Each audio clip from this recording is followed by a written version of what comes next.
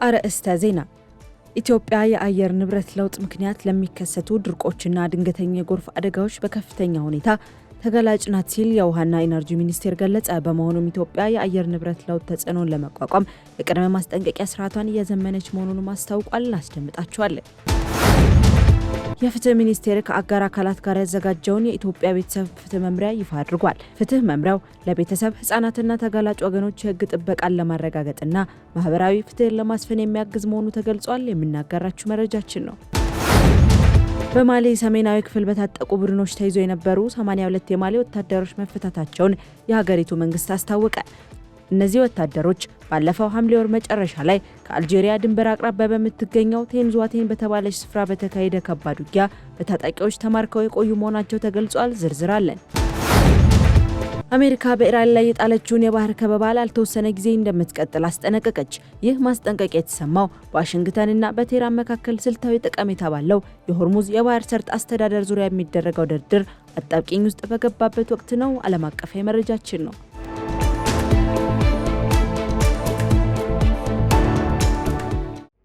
ሰላም ጤና ይስጥልኝ ሀገሬ ቴሌቪዥን ቤተሰቦቻችን እንደምን ቆይታችኋል? የዕለቱ የምሳሳት ዜናዎች ወደ እናንተ መድረስ ጀምረዋል። ከሀገር ውስጥ እንዲሁም ከውጭ ያዝናቸው መረጃዎች ምህረት ደግፍ የማስደምጣቸው ይሆናል። አብራችሁኝ እንድትቆዩ አክብሮታዊ ግብዣዬ ነው። ኢትዮጵያ በአየር ንብረት ለውጥ ምክንያት ለሚከሰቱ ድርቆችና ድንገተኛ የጎርፍ አደጋዎች በከፍተኛ ሁኔታ ተጋላጭ መሆኗ ተመላከተ። ይህ የተነገረው በኢትዮጵያ የሃይድሮሎጂ ትንበያና ቅድመ ማስጠንቀቂያ ስርዓቶችን ለማጠናከር ያለመ ውይይት በተካሄደበት መድረክ ላይ ሲሆን በሚኒስቴሩ የውሃ ሀብት አስተዳደር ዘርፍ አማካሪ ዶክተር ሚካኤል ማህሪ እንደገለጹት የአፍሪካ ቀንድ ቀጠና በተለይም ኢትዮጵያ የአየር ንብረት ለውጥ ምክንያት ለሚከሰቱ ድርቆችና ድንገተኛ የጎርፍ አደጋዎች በከፍተኛ ሁኔታ ተጋላጭ መሆኗን አስረድተዋል። በመሆኑም ጠንካራና ትክክለኛ የሃይድሮሎጂ ትንበያ መስጠት አሁን ላይ ሳይንሳዊ ቅንጦት ሳይሆን የብሔራዊ ደህንነት ጉዳይ መሆኑንም ገልጸዋል። የውሃና ኢነርጂ ሚኒስቴር የሃይድሮሎጂ ትንበያና ቅድመ ማስጠንቀቂያ ስርዓቶችን ይበልጥ ዘመናዊና አስተማማኝ ለማድረግ የሚያስችሉ የቴክኖሎጂ ማሻሻያ ስራዎችን እያከናወነ መሆኑን ገልጿል።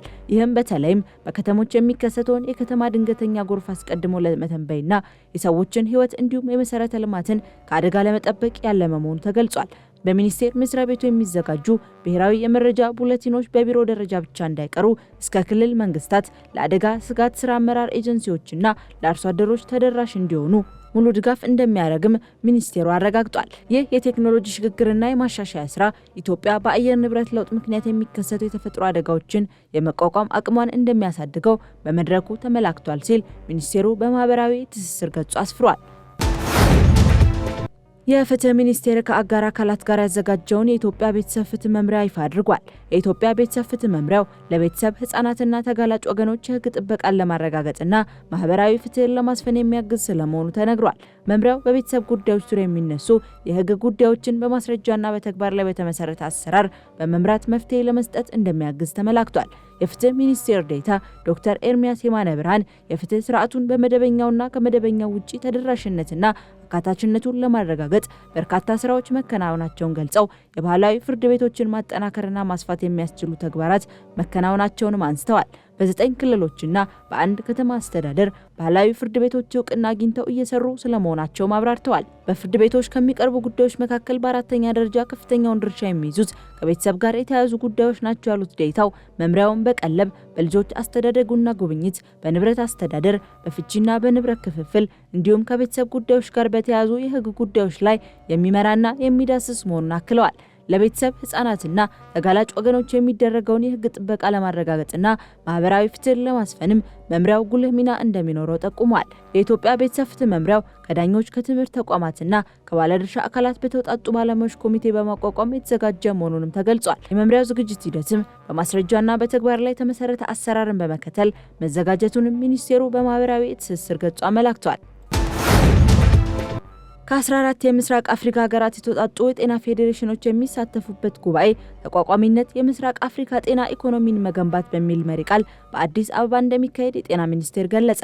የጉባኤው አስተባባሪዎችና ባለድርሻ አካላት ከሚኒስቴሩ አመራሮች ጋር የጉባኤውን ዝግጅት፣ ከጉባኤው የሚጠበቁ ውጤቶችና ተሳታፊዎችን በተመለከተ ውይይት ማድረጋቸው ተነግሯል። በ13ኛው ጉባኤ የምስራቅ አፍሪካ የጤና ኢኮኖሚን መገንባት፣ የሀገር ውስጥ ምርትን ማሳደግና ቴክኖሎጂና ኢኖቬሽንን የተመለከቱ የጎንዮሽ ውይይቶችም ይደረጉበታል ተብሏል። ጉባኤው የሀገር ገጽታን ለመገንባት ያለውን አስተዋጽኦ የገለጹት የጤና ሚኒስቴር ዴኤታ ፍሬሕይወት አበበ ጤና ሚኒስቴር ለጉባኤው ስኬት ድጋፍ ማድረጉን እንደሚቀጥል አረጋግጠዋል። በጉባኤው ዝግጅት በትብብር እየሰሩ ለሚገኙ አካላትም ምስጋና አቅርበዋል።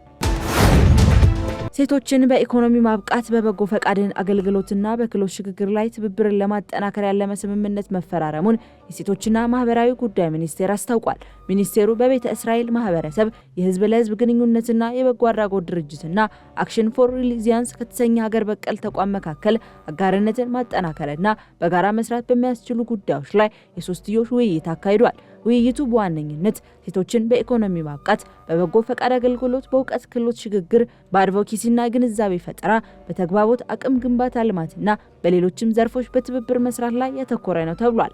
የተጠቀሱትን ዘርፎች ወደ ተግባር ለማስገባት የሚረዳ የጋራ መግባቢያ ስምምነት ሰነድ በመፈራረም ለውጤታማነቱ በትብብር እንደሚሰሩም በስምምነቱ ወቅት አስታውቀዋል። ከሀገር ውጭ ወደ ያዝናቸው መረጃዎቻችን አለፍን።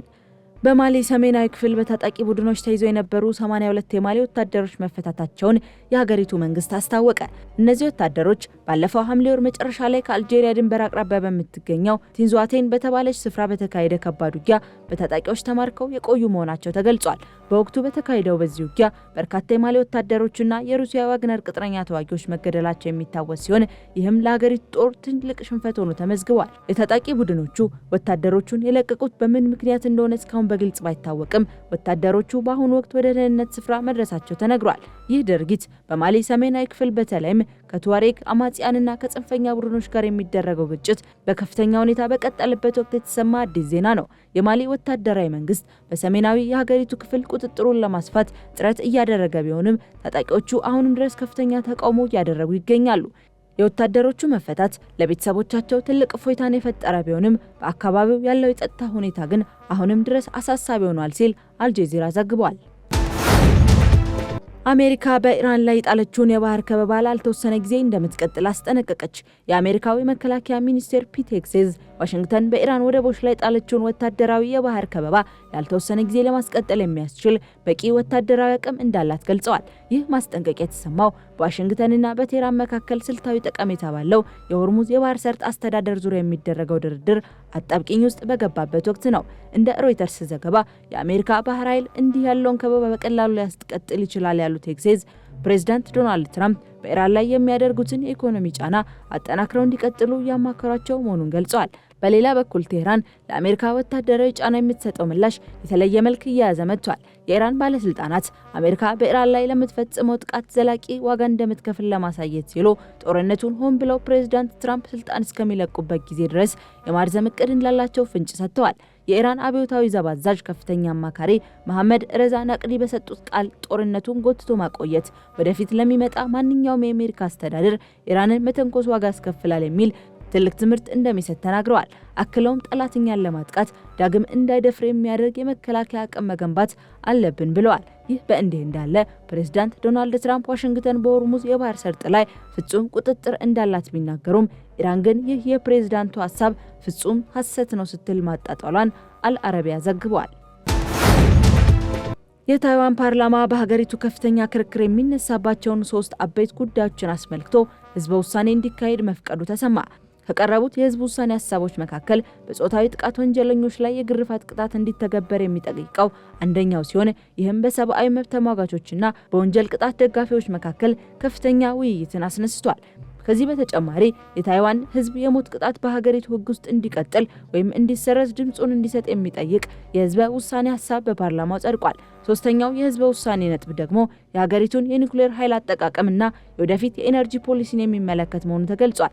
እነዚህ የህዝበ ውሳኔ ጥያቄዎች የታይዋን ማህበረሰብን በቀጥታ የሚነኩና በፖለቲካዊ መስክ ትልቅ ቦታ ያላቸው ሲሆኑ የሀገሪቱን ቀጣይ የህግና የኢኮኖሚ አቅጣጫ እንደሚወስኑ ይጠበቃል። ይህ እርምጃ ህዝቡ በዋና ዋና ሀገራዊ ጉዳዮች ላይ ቀጥተኛ ተሳትፎ እንዲኖረው የሚያስችል መሆኑን ሮይተርስ ዘግቧል። ተመልካቾቻችን ለሰዓቱ የያዝናቸው መረጃዎች እነዚህን ይመስሉ ነበር። ከቀሪ ጣቢያ ፕሮግራሞች ጋር መልካም ቆይታ